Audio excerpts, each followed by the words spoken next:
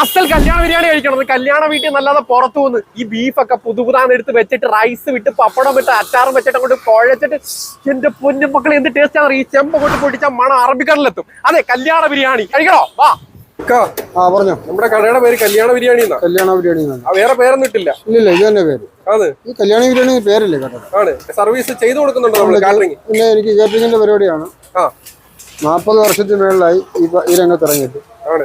ഈ കടയായിട്ട് തുടങ്ങിയിട്ട് ഇപ്പോഴാണ് ഏറ്റവും വലിയ പോലെ ഈ 2 മേടിച്ച 4 പേർക്ക് കഴിക്കാൻ പറ്റും കേട്ടോ. അപ്പൊ നമുക്ക് കഴിച്ചു നോക്കാം.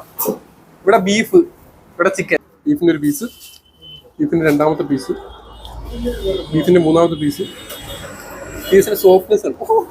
പുളിപ്പോയി. 4ാമത്തെ പീസ്, 5ാമത്തെ പീസ്.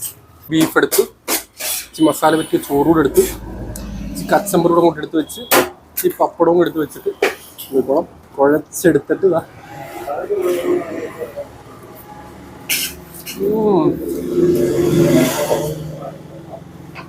നല്ലൊരു സംതൃപ്തിയുണ്ട്. കല്യാണ വീട്ടിൽ പോയി കഴിച്ചൊരു ഫീലുണ്ട്. ഞാൻ ചിക്കനും ബീഫും കഴിച്ചു. പക്ഷേ ബീഫാണ് ഞാൻ ഫുള്ള് കഴിച്ചത്. എനിക്ക് ബീഫാണ് നമ്മൾ ഇഷ്ടപ്പെട്ടത്. സത്യം പറഞ്ഞാൽ ചിക്കനിലും ബീഫിലും എനിക്ക് ബീഫാണ് കുറച്ചുകൂടി ഇഷ്ടപ്പെട്ടത്. ബീഫ് ഒന്ന് പുതുതാന്നിരുന്നു. നമ്മുടെ കായംകുളം റെയിൽവേ ഓവർബ്രിഡ്ജിന്റെ അടുത്ത് നേരെ കിഴക്കോട്ടേക്ക് വരുമ്പോഴത്തേക്കിന് താണ്ടെ ഒരു 50 മീറ്റർ ഫ്രണ്ടിലേക്ക് വരുമ്പോൾ റൈറ്റ് സൈഡിൽ കല്യാണ ബിരിയാണി VS സൈക്കിൾസിന്റെ തൊട്ടടുത്ത കടയാണ്. നമ്മൾ വീഡിയോ എടുത്തോണ്ടിരുന്നപ്പോൾ നമ്മുടെ ഒരു ഫോളോവർ വന്നതാ.